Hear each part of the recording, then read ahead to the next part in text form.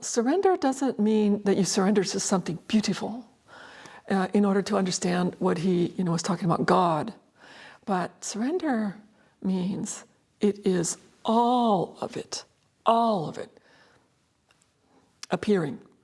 The good and the bad, the desire and the not desire, the anger and the happy or not anger, the ignorance or the not ignorance, and the three things that the Buddha talked about. All of these things are part of our lives. When we take one of those parts out, we become small.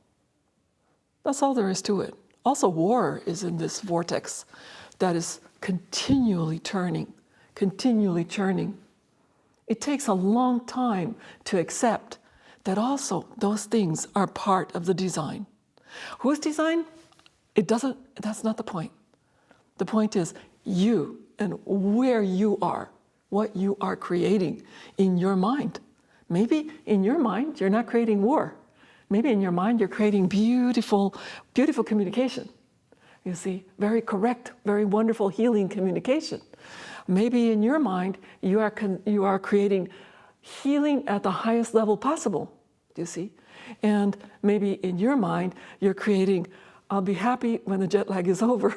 It's part of all of it, you see, all of it. When we take some of it out, then we make ourselves smaller. So now, when we look at desire, we think, oh, I don't want to desire because the Buddha said desire, anger, and ignorance are the three kind of things that can destroy our lives. And but one doesn't really know, because that's what the Buddha said. What are you saying? You see, what are you saying? What am I saying? All right. So if we start to listen to the Buddha and what the Buddha said only, then we take away the richness of life. So you have to add your part to it. You see, you have to add your description. Maybe your description of desire is completely different than mine. I'm sure of it. You see, Daego's description of desire is ice cream. It's also mine. So in some ways we're similar. I'll get this when we're done. Really? with the week. No, get us all some. Anyway, you see, but this is not the only desire. Desire can become incredibly uncomfortable. Like, as Diego was saying, this discomfort. I'm feeling something, and it doesn't, well, how am I going to deal with it, Maybe it's not your desire. Maybe you're feeling desire somewhere else.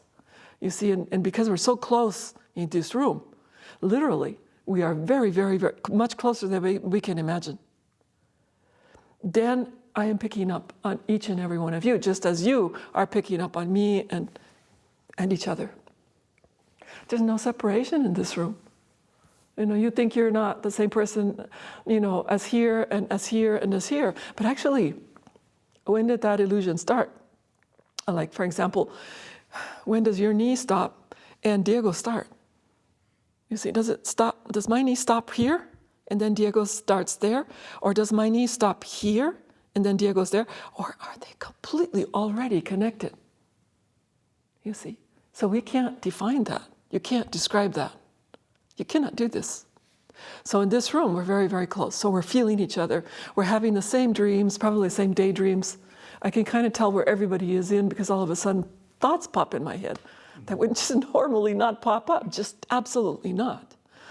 So I'm okay, they're hungry. It's not just that I'm hungry, because I don't get hungry very often anymore at my age, but it's that, there's hunger appearing, right? And then there's other things. Then disquiet in the mind, or tiredness at the end of the day. We're picking it up. And these are just very simple. But then there's very subtle rivers running in all of us. Very, very subtle. We're picking that up. We're seeing it happen. So not only seeing it, hearing it, tasting it, touching it, and sensing it. We're sensing it. At this point, I have to tell you a very funny story, and that is, I went and did a long retreat, a solo retreat, and so I asked De Kwang Sunim, with whom I practiced in this very room in 2000, and I said, yeah, I'm going to go do this this solo retreat. And then he told me something which you have to understand, my Mexican grandmothers, that really freaked me out. He said, yes, it's not the aloneness. It's not the tediousness of the food every day. He said, it's when somebody or something touches you. I thought, oh. So when I went to do my solo retreat, I said to the room very loudly, don't you dare. I don't know who's in here, but don't you dare touch me. I said, don't you even come close to it. So this is our wonderful minds at work, you know. Nothing touched me in that retreat. Nothing came and said, whew. Other things happened, just as weird, but not that. So, yeah, dealing with desire is a real function. It's, you know, when we say we have situation, relationship, and function, well, dealing with desire is function. So what is your job in that moment, you see? And it is a practice. Come back and say to yourself, what is this desire? Or what is this desire that I'm feeling? And then leave it. Don't put an answer in there.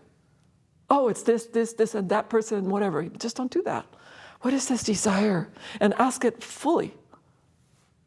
And eventually your mind will understand what you're doing. Your mind will follow always, but you have to teach your mind to do that. Because our minds are very strongly conditioned from the time we were little tiny babies to do whatever anybody told us to do. So, including then later on as we became more complex beings, what we told ourselves to do and how to be, you see. So, in the case of desire or anger, for example, it's really important to immediately ask the question, what is this? What is this? With an intensity, but not with a judgment. You know, no need to moralize about it at all. That just gets in the way. But really important is to ask that question. What is this pain that I'm feeling right now? And what am I going to do? Don't know. This don't know doesn't mean you're defenseless and helpless. It just simply means surrender. You surrender it. You surrender it to the mind. Maybe it's not just your mind. Maybe we are one mind. Like I said, where does my knee stop and Diego start? Where does my mind and Diego's mind, when did it ever go apart, you see? So we surrender it to this mind. And especially in this room, you can feel it. We surrender the questions. So as you're sitting, truly, take time with what's coming up. What is that? Why didn't my grandmother say that to me 40 years ago? Why did my mother die when I was so young? I was so alone. What is that? What is alone? Don't answer your questions. Just simply place the question to this mind that's in this room. It's almost as if you're touching Indra's nets. You know, you're touching the drum, the big drum, the cosmic drum. And there comes a reward. It may come in 10,000 years, sorry, but it will come. It come in a long time. It is true that it might take a long time. It might take, but anyway, we're traveling together, all of us, so you can tell me when the answer finally appeared for you. In this lifetime or in the next 500 lifetimes, we can talk again. Yeah, so you see, in terms of giving like a formulaic answer, oh, you're going to be able to work with desire like this, like this, like this. Not going to happen like that, all right? Instead, we need to look at desire as that want mind that that is never enough. It's always, always searching for more. And how can I give it more? Well, I'll tweak it here, and I'll tweak it there, and then I'll, boil it here and mix it there, and I'll become an alchemist with my very own life, you see. And yet, you can just let it go. In this very moment, you can just let it go. And you will, because it anyway passes. Jan gave a great Dharma talk down there, and he was talking about things like this. And he says, yeah, you can pick up any book, and it transforms your life, and it makes you unbelievable, and then 5 years later, you don't even remember the name of the book, so what was the point, you see? This is our lives. It comes and it goes. So also desire will come and go, and come again and go again. Okay? So if we attach to it, we make it serious. Seriosity, said my first teacher, an Indian guru, is death. You just die if you're too serious. You're going to get tired before your body really dies if you're too serious. He says, so please, learn to dance a little along the way. Learn to do the cha-cha-cha a little bit along that. Make those taquitos and those burritos. Make sure you have enough chili in the food. He says, because otherwise it's finished before it's finished. So don't do that, Really take your time. Take your time to see what it is that brings you joy. Okay?